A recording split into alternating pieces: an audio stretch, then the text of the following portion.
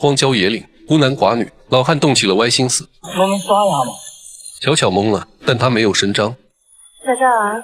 他将计就计，让摩的师傅去前面的房子看看，给两人找个耍得开的地方。想耍你还累？不要得，亲爱的，你等等我啊，我马上就来。巧巧见他欲火焚身的跑远，扭头就骑上了他的摩托车，留下司机一个人在雨中凌乱。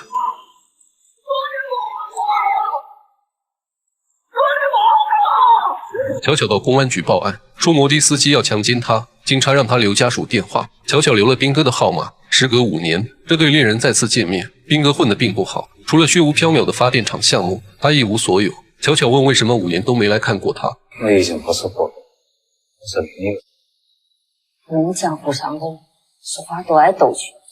我不是江湖人。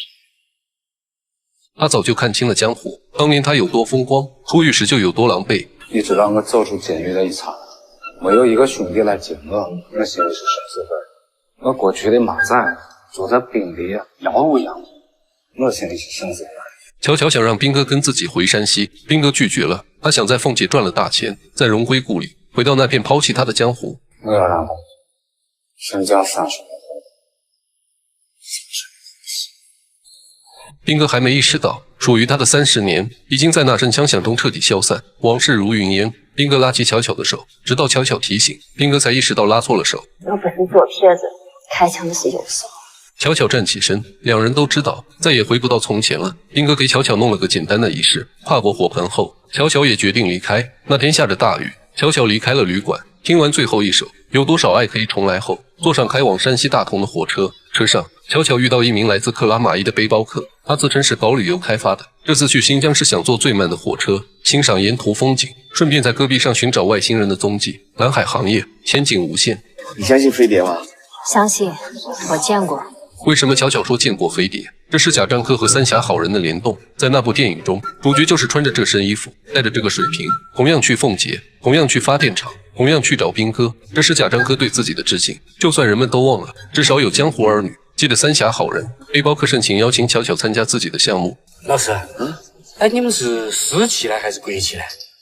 哎，这个不重要，干我们这一行还是要有一点宇宙观的。说白了，我们都是宇宙的囚徒啊！列车到了武汉，本应换乘的巧巧将瓶子递给背包客，转乘前往新疆的火车。巧巧明知他是骗子，可还是跟他走了。他想重新开启一段生活。火车上，男人坦白了一切。你有什么旅游公司？在克拉玛依有一个小卖部。